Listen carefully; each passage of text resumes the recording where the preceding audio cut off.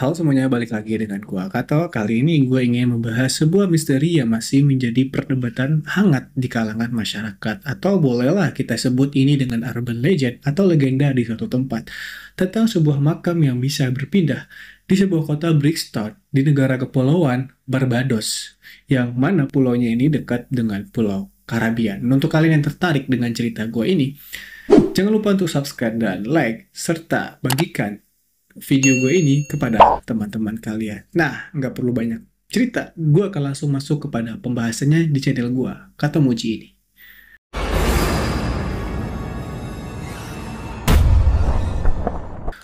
Pada akhir abad 18 memasuki abad ke-19, ada sebuah keluarga kaya raya di sebuah kota Brixton di negara kepulauan Barbados yang bernama keluarga Chess. Yang mana di situ mereka ini memiliki reputasi yang sangat buruk, walaupun keluarga Chess ini merupakan keluarga kaya raya dan terpandang di masyarakat karena kekayaannya. Selain kaya raya, mereka juga memiliki perkebunan yang begitu luas yang merupakan hasil utama untuk ekonomi dari keluarga Chess ini. Reputasi buruk ini muncul oleh kepala keluarga mereka yang bernama Thomas Chess, yang mana dia memiliki reputasi buruk tentang kekejamannya kepada para budaknya ataupun para pekerja yang bekerja di rumahnya. Juga anak-anak kandungnya juga mendapatkan perlakuan yang begitu kejam dan otoriter dari si Thomas Chess ini. Dan kejadian ini bermula pada tahun 1808, yang mana anak pertamanya yang bernama Mary Anna Chess, dia meninggal dunia dalam keadaan bayi, anak perempuannya waktu itu, dan dia adalah anggota keluarga yang pertama dimakamkan di makam keluarga Christchurch Parish di Barbados ini. Di situ, karena mereka ini sangat kaya raya dan mereka membuat sebuah makam di bawah tanah. Makam dari anak pertamanya ini, yaitu Mary Ann Chess, ini dibuat semegah mungkin dengan perpaduan dari batu karang dan juga tembaga yang begitu berat. Perkiraan dari makam atau peti mati dari si Ann Chess ini sekitar 120 kg, dan lu bayangin aja beratnya dari peti mati tersebut.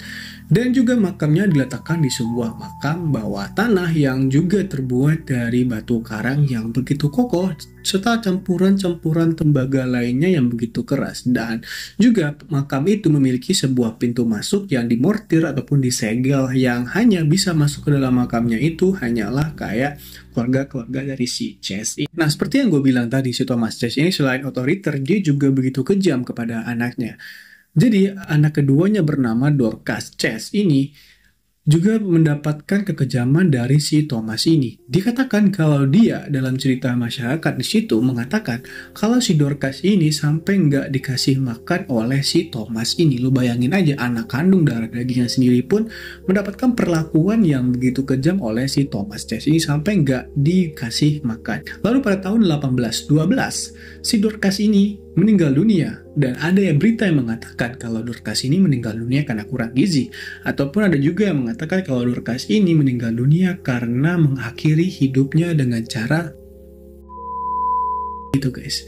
Dan juga ada yang berspekulasi karena saking kejamnya si Thomas ini, si Dorcas ini juga adalah seorang wanita dan dia tuh gak sanggup untuk hidup dalam keluarga tersebut. Pada tahun 1812 itu pula si Dorcas Chess ini dimakamkan di makam keluarga si Chess ini.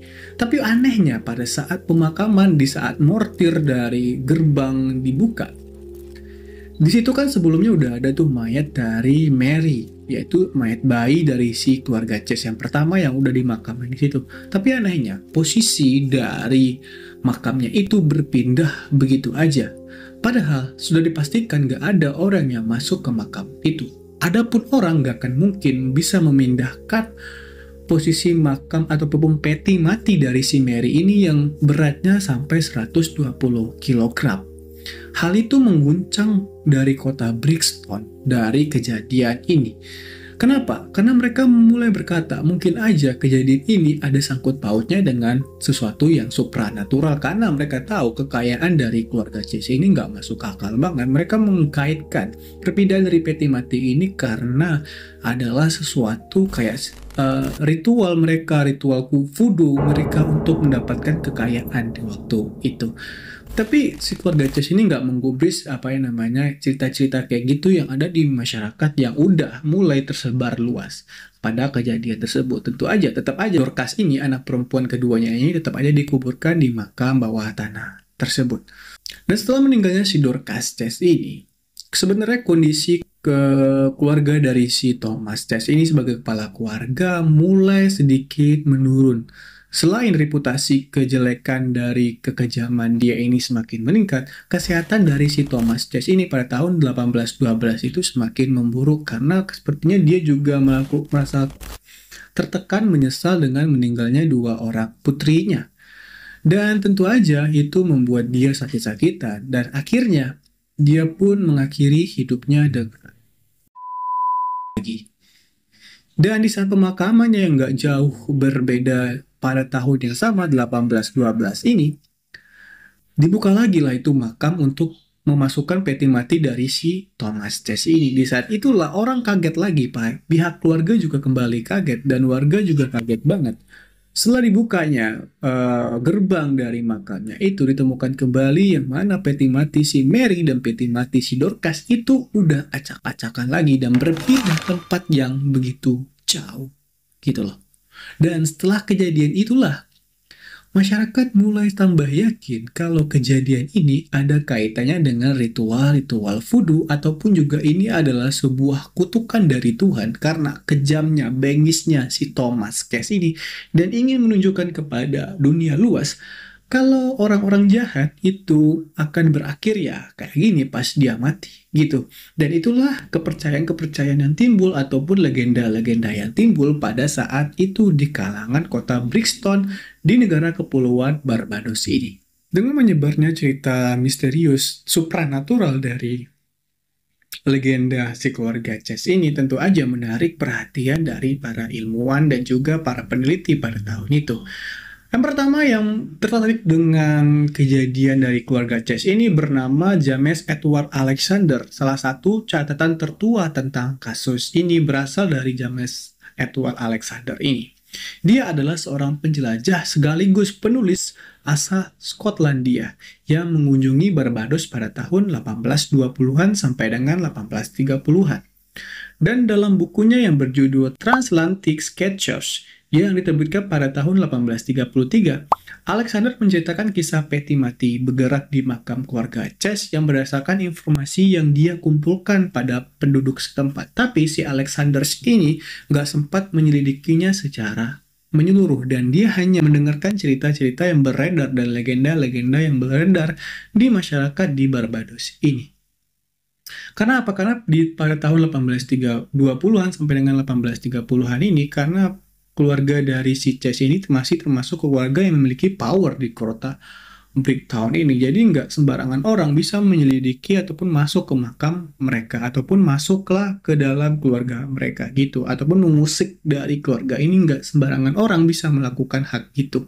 Barulah pada akhir abad 20-an atau sampai dengan awal abad 21, berarti sekitar tahun 1990-an sampai dengan tahun 2000-an, para penelitian modern mulai menyelidiki dan tertarik minatnya dengan kasus si keluarga si Ces ini.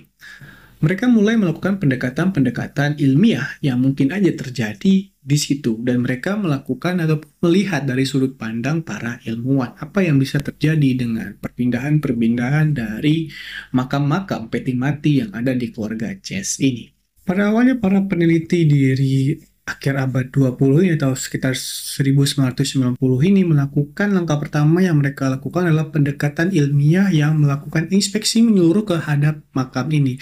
Mereka mulai menyelidiki makam keluarga Ces ini tentang bangunan bawah tanahnya dan apakah ada celah masuk untuk orang bisa masuk ke dalamnya karena timbul sebuah dugaan menurut para penelitian ini dilakukan oleh orang-orang iseng. Dan di saat itu mereka mulai mengkaitkannya dengan teori-teori ilmiah ataupun dengan sudut pandang ilmuwan lah gitu pada saat itu dan menyampaikan cerita-cerita dari masyarakat yang mengatakan kalau ini adalah kejadian supranatural. Tentu aja dari sudut pandang ilmuwan ini nggak masuk di akal gitu karena ilmuwan ingin mencari tahu dengan sudut disiplin ilmu dari mereka masing-masing. Hal pertama yang mereka yakini dari teori para ilmuwan pada saat itu adalah aktivitas dari seismik. Para peneliti memeriksa catatan seismik dari waktu kejadian untuk mencari bukti adanya gempa bumi ataupun getaran tanah yang memungkinkan perpindahan peti mati ini. Tetapi karena memang gak memiliki akses untuk masuk dan mencoba langsung ke dalam sana, para ilmuwan mengakalinya dengan cara membuat replika dari peti mati keluarga Chess ini. Kurang lebihnya mereka menyamakan berat dan komposisi-komposisi yang digunakan dalam pembuatan dari peti mati keluarga Chess ini, dari komposisi yang komposisi yang paling banyaknya adalah batu karang dan tembaga, serta rata-rata dari berat dari peti mati keluarga Chess ini adalah sekitar 120 kg sampai dengan 250 kg. Gila banget, berat banget lah itu ya. Kalau ada orang berpikiran kalau itu dilakukan oleh orang, ya susah juga lah untuk ngedorongnya sampai bikin acak-acakan gitu. Jadi kayaknya kalau dilakukan oleh orang lain dengan satu orang, kayaknya mustahil ya guys ya. Kalau dilakukan oleh satu orang gitu maksud gua. Dan di saat itu para penelitian mulai mencoba melakukan getaran yang rendah. Dan peti mati replika dari mereka ini tidak berpindah sama sekali. Sampailah akhirnya mereka memutuskan untuk melakukan sebuah tiruan gempa bumi dengan skala sedang. Dan peti mati itu pun juga tidak bergerak sama sekali. Sampai akhirnya mereka memastikan kalaupun memang bisa seismik ataupun gempa bumi menyebabkan peti mati ini berpindah, mungkin skalanya adalah skala guncangan yang begitu kuat. Tetapi kalau misalkan dari penelitian pun juga memikirkan sebuah logika. Kalaupun ada seismik yang begitu keras ataupun gempa bumi yang begitu keras, tapi nggak ada tercatat di daerah tersebut mengalami gempa guncangan yang begitu dahsyat pada waktu itu. Adapun mungkin misalkan ada sesuatu sekali terjadinya gempa bumi yang kuat yang menyebabkan bisa membuat perpindahan dari peti mati ini, otomatis peti mati ini juga akan bergeser dan sekaligus akan mengalami kerusakan yang signifikan. Itu adalah kata dari para ilmuwan pada waktu itu. Karena dari teori seismik ataupun gempa bumi getaran bawah tanah ini nggak bisa dijadikan patokan sebagai alasan perpindahan dari peti mati ini. Mereka beralihlah ke teori mereka yang kedua, yaitu banjir yang menyebabkan air mendorong dari peti mati ini. Dengan alasan untuk melakukan penelitian, mereka meminta izinlah kepada pihak gereja dan pihak keluarga untuk melakukan penelitian ke dalam ruang bawah tanah makam dari keluarga Chess ini. Dan ajaibnya, setelah mereka melakukan penelitian di sana nggak ditemukan ada celah air masuk ataupun bekas-bekas terjadinya banjir di dalam sana. Semakin aneh, karena semua teori yang dilontarkan oleh para peneliti ditolak mentah-mentah dalam kasus makam keluarga Chess ini. Tapi yang kembali mencuat setelah para peneliti ini melakukan teori-teori ataupun melakukan penelitian pada makam keluarga Chess ini, kembali lagi para peneliti sepertinya masih belum mempercayai sebuah kekuatan supranatural pada waktu itu, dan dia masih bersekekeh kalau kejadian ini dilakukan oleh manusia yang memiliki akses ke dalam makam dari keluarga Chess ini, yang mana walaupun makam ini udah disegel dengan mortir dan juga yang bisa masuk ke dalam akses ini keluarga, tidak menutup kemungkinan pihak keluarga melakukan hal ini untuk menceritakan atau menimbulkan sebuah kesan tentang keluarga Chess yang dipimpin oleh si Thomas Chess ini dan memberikan sebuah informasi palsu lah gitu kepada pihak masyarakat. Tetapi yang bingungnya gue, kalau memang dilakukan oleh keluarga, mendorong ataupun melakukannya mungkin harus lebih dari 3-4 orang dewasa laki-laki, dan itu pun juga kata para ilmuwan akan menyebabkan sedikit kerusakan, retakan lah di bagian bawah dari peti mati ini. Tapi itu kembali lagi tertepiskan kembali kalau misalkan didorong ataupun dilakukan dengan pendorongan paksa dari peti mati ini, tentu aja tetap aja di dalam peti mati ataupun di luar peti mati ini akan mengalami kerusakan yang walaupun kecil tapi mungkin aja itu bisa terlihat, dan jejak dari perpindahan juga pasti akan ada karena para ilmuwan juga yakin kalau dipindahkan atau terlontarkan itu bisa berbeda jejaknya. Padahal pada waktu itu jejak perpindahan yang kayak nggak ada gitu loh guys di dalam dasar, di lantai dari makam mereka ini. Para peneliti pun mulai menyarankan untuk melakukan penelitian tambahan dengan teknologi modern seperti radar penembus tanah, atau lebih memahami kondisi bawah tanah di sekitar makam tersebut. Ataupun mungkin para penelitian juga melakukan, harusnya juga menyarankan pemeriksaan arkeologis, menggali lebih dalam mengenai sejarah struktur makam dan konteks sosial keluarga Chess yang memberikan petunjuk tambahan. Atau juga mereka harus melakukan multidisiplin katanya, menggabungkan pendekatan-pendekatan ilmu disiplin fisika, geologi, sejarah, dan antropologi dapat memberikan kawasan yang lebih komprehensif tentang fenomena ini. Tapi sampai tahun 2024 ini, para ilmuwan, para sejarawan belum bisa mengungkap apa yang terjadi pada waktu itu. Kenapa sampai tuh peti mati bisa pindah-pindah aja kayak gitu, apa ada remote atau gimana. Tapi yang jelas, pada akhirnya cerita ini sudah turun-temurun diceritakan di kota Brixton, Barbados ini. Dan banyak yang percaya kalau itu adalah kejadian supranatural ataupun sebuah kutukan voodoo karena kekejaman dari si Thomas Chess ini. Apapun itu, yang pasti, belum ada yang bisa menjelaskan bagaimana cara peti itu bisa berpindah dengan sendirinya tanpa bekas ataupun tanpa kerusakan yang signifikan terhadap peti ataupun lantai dasar dari makamnya itu. Dan gue pengen bertanya kepada kalian, apa teori dari kalian yang memungkinkan peti ini bisa berpindah? Apakah kalian setuju kalau ini terjadi gempa bumi? Ataupun kalian mungkin setuju kalau di sini waktu itu terjadi karena makamnya di bawah tanah? Setuju banget kalau perpindahan ini disebabkan oleh banjir?